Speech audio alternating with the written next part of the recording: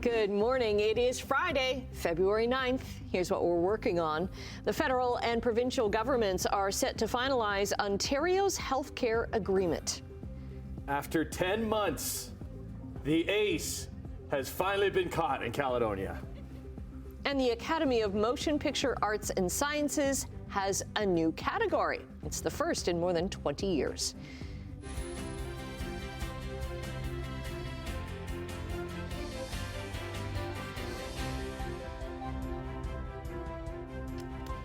Oh, yeah, there's that other story. Good morning. Yeah. Me wearing a spring jacket on February the 9th. Look at you. And not needing a hat with that. Oh, look. Show the class you're Why doing. would I want to wear a hat Wow. with a Very fresh new nice. fade on a Friday? He's got a spring do. Yeah. Good for you. Bow tie, Your little no ears won't tie. get That's cold. it. Bow tie, no tie Friday. Yeah. Wow. Okay, we're setting records today. Yeah. Well, the 12-degree forecast high. If we get there, we'll set a record. 10.4 back in 1990 is the old record. Okay. So yeah, we'll get there. We'll get there. Is it like what about rain? Like it's a little soggy out. Like are we getting rain? We had a line of precipitation go through about 3 o'clock this morning. There's nothing right now, but there is it's only a 30% chance of a shower late this morning into the afternoon. Otherwise, it's going to be mainly cloudy today, so we could see some sunshine. But that mild push, and it'll be fairly windy as well with that mild push. It'll be a southwest wind 30 to 50 kilometers an hour, but that's what's going to propel our temperature up to 12 degrees later on. Actually, the warm spot in Canada right now is Goderich. They're sitting at 10 degrees. We have a 6-degree temperature right now, which is way above a seasonal daytime high. Never mind starting out the morning in a February morning here. All right, we'll look at the forecast in a few minutes. Looking at traffic. Nothing there, 403 Waterdown Road. At least we can see it this morning. Yesterday morning with the fog, we couldn't see it. Nothing happening on the highway. Vehicle on the South Service Road with flashing lights there. To our MTO traffic cameras, we did have a collision at the top of the Burlington Skyway Bridge. It just cleared about 10 minutes ago, so it's still a little bit slow approaching the Burlington Skyway Bridge. Then, of course, you have oh, there, that camera went away. Oh, funny how that happens. Here's the QEW at third line. So not a lot happening this morning, thankfully, after the crazy conditions we had yesterday with the 3 lanes closed on the Skyway, just jamming everything up. Things are better this morning at the moment. So we'll look at weather and traffic in a few minutes. Right now, the news. Okay, thanks very much, Brian. Well, Prime Minister Justin Trudeau and Premier Doug Ford expected to formalize a healthcare agreement today between the province and the federal government. Simone Gavros joins us with the details. Hi, good morning, Annette. Well, this is according to reports from the Toronto Star. The federal government is expected to announce that they're going to be adding $3 billion into healthcare into the province to help improve healthcare here in Ontario. Now, this announcement is also going to include more details as to adding more healthcare practitioners in the province. That's going to include adding hundreds of new family doctors and nurses in this upcoming healthcare deal announcement. Now, this is in line with the 10-year healthcare deal that was reached last year in February. That amounted to $8.4 billion in federal funding for the province to focus on healthcare priorities. And the money would go towards improving mental health services, primary care, and increase the number of healthcare workers here in Ontario.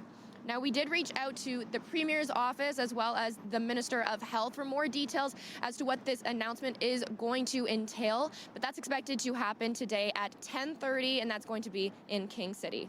Tim, I'll send things over to you.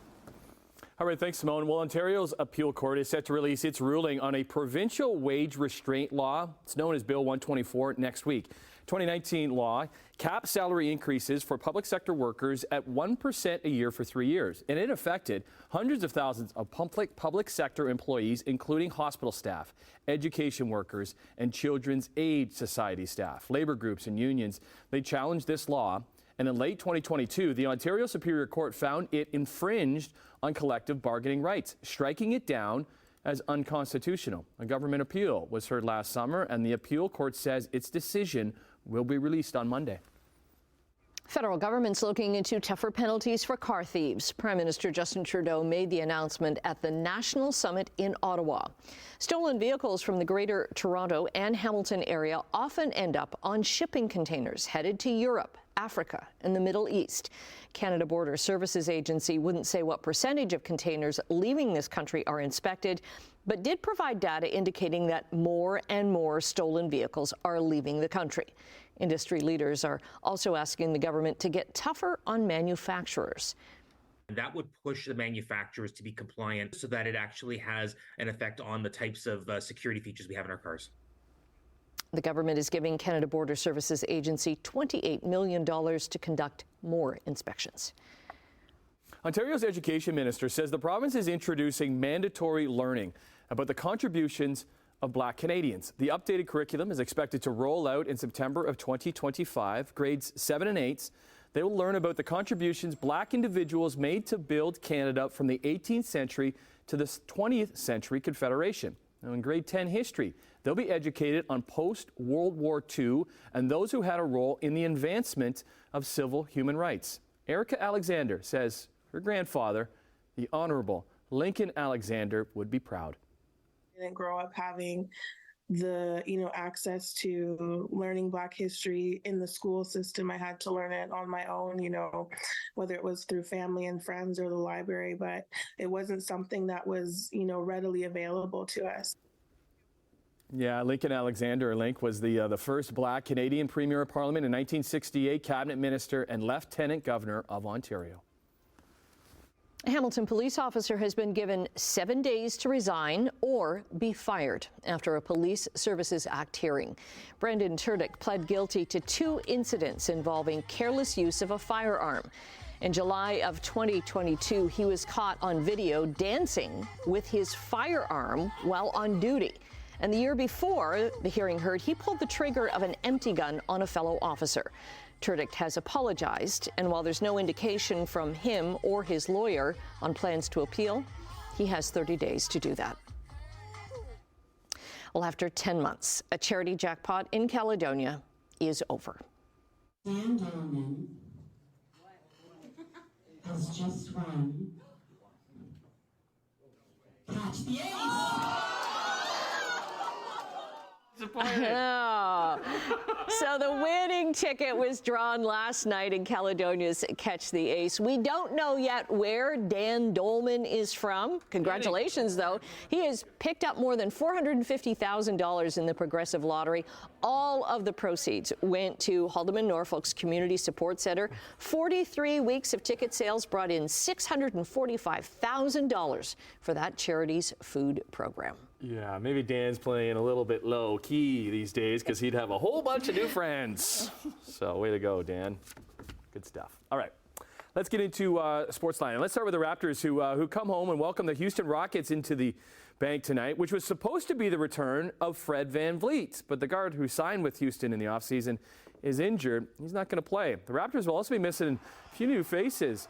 Or a few faces. They shipped a few of them out of town at the NBA trade deadline yesterday. One of them is that guard right there, Dennis Schroeder, who was in his first year with the Dinos, signing as a free agent to replace VanVleet, but became expendable when Scotty Barnes started to handle the ball more. He, along with Thaddeus Young, were sent to Brooklyn for Spencer Dinwiddie, who was then promptly bought out of his contract and will not play for the team. Another deal had Canadian big man Kelly Olynyk and young guard Ochai Agbaji coming to the Raptors from Utah in exchange for Otto Porter Jr., Kira Lewis, and a first-round draft pick, which appears to be around 29, the 29th pick this summer. The 32-year-old Olynyk is also in his final year of his contract, but grew up in Toronto at a young age and will be playing for Canada at the upcoming Olympics in Paris and will be a welcome fit to provide leadership and support in the front court.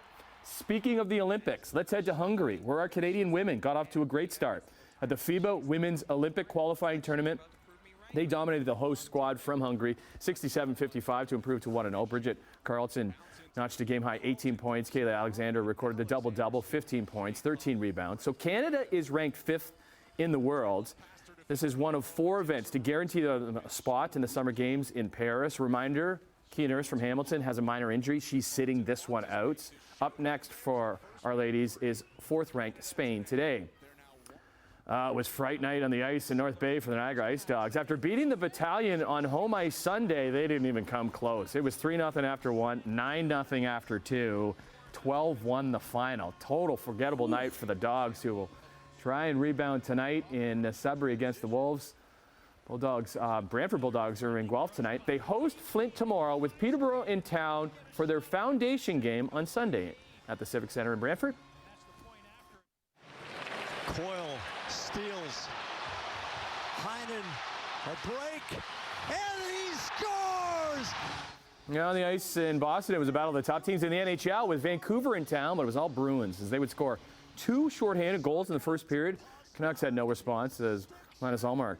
He made only 17 saves for the 4-0 shutout for Boston as they pull even with Vancouver for the most points in the league. How about the NFL? They held their annual year-end award ceremony in Vegas last night. Biggest award went to that guy, Baltimore Ravens QB Lamar Jackson, who won the MVP by a near unanimous vote. 27-year-old second MVP. He's the second youngest to win 2 behind Cleveland great Jim Brown. His Ravens finished with the best record in the league at 14-5. But they lost to Patrick Mahomes and the Kansas City Chiefs in the AFC Championship game. I'm sure he would rather be playing in the big game, which goes down Sunday. As Mahomes and his Chiefs are trying to win their 3rd Super Bowl and 2nd over San Francisco, who they beat back in 2020. I put on the beef brisket last night. I tore it up. It is ready to go. You're all welcome.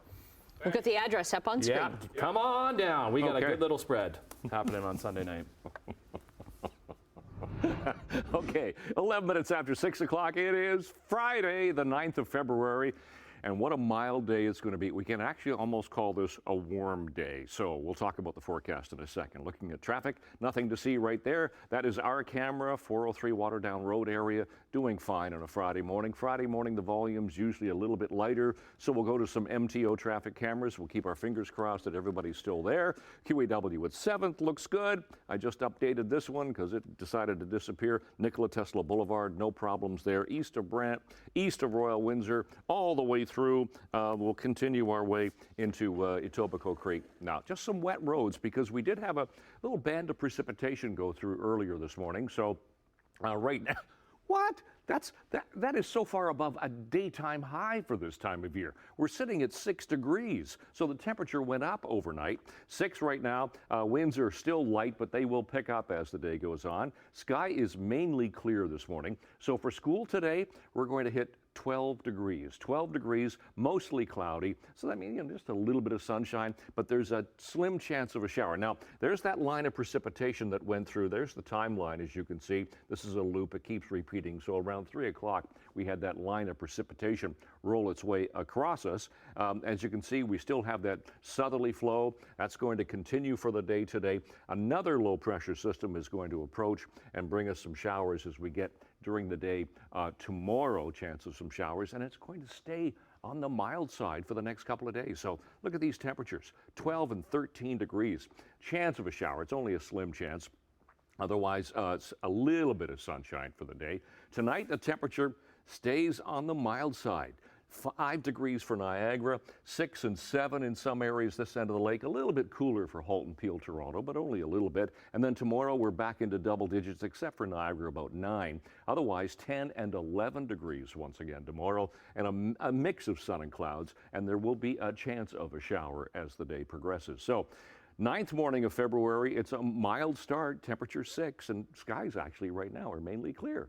We'll look long range coming up. Annette, Tim. Okay, coming up in business news, Canada's Heritage Minister says Bell not holding up to their end of the bargain when it comes to local news. Business news is next. We're coming up on 6:16 on your Friday morning. In overseas trading, Canadian dollar is down by just 1 little basis point to 74.29 cents U.S. Gold has dropped $1. Crude oil is up 14 cents to $74.36 a barrel. Checking midday trading in Europe, markets are up right now in London and Frankfurt, but down in Paris. Off to Asia we go. Markets are up in Tokyo, but closed in Shanghai and Hong Kong for the Lunar New Year. North American markets on Thursday, some losses on the Bay Street, some gains on Wall Street. Let's see how they do when the trading week wraps up on this Friday, February the 9th. Well, as Bell Media blames regulators and policymakers for its decision to lay off 4,800 people, politicians are accusing the company of unnecessarily killing off local journalism. I'm extremely disappointed in Bell Canada's decision for many reasons. One of them is because in the past decade, when acquisition were allowed for those big companies to acquire television station or radio station, it came with the promise that they would deliver on news content. And today, they are backing from that promise, even though they were allowed to acquire all this privilege, Canadian privilege. Also, the CRTC, because they are facing difficulties, alleviated them of the burden of $40 million per year to help them keep their promise of producing news. And again, they're backing away from that.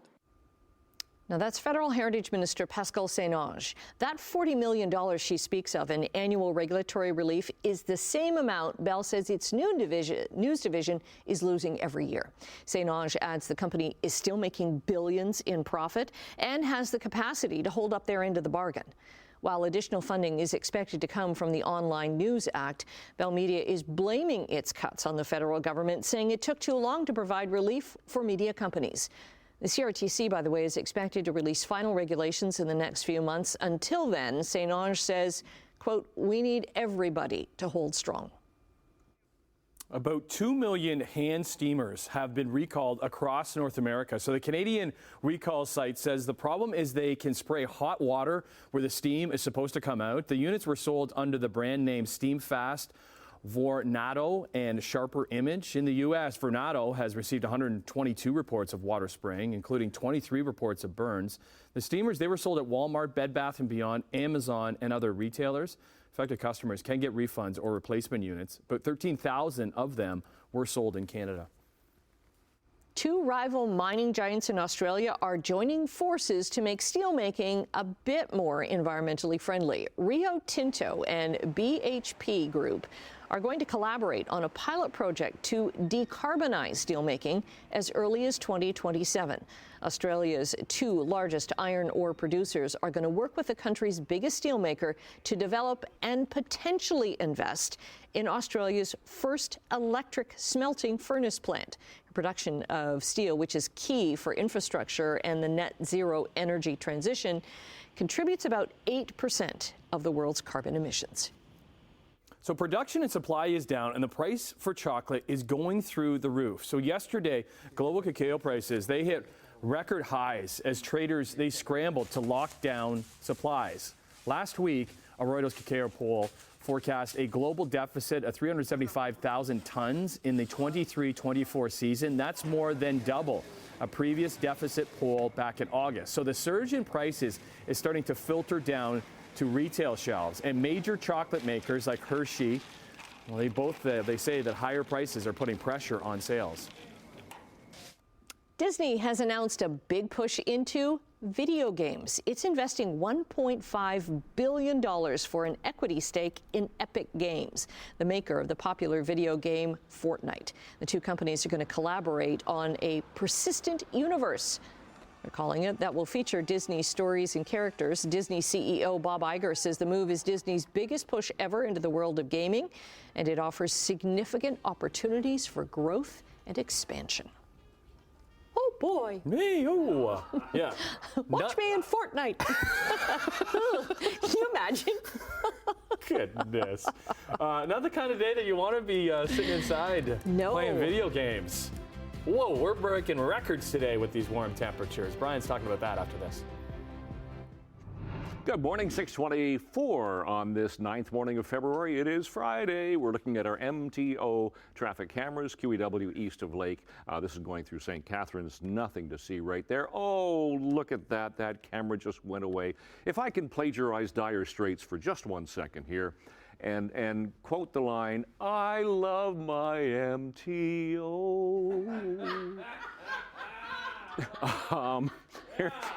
Okay, thank you.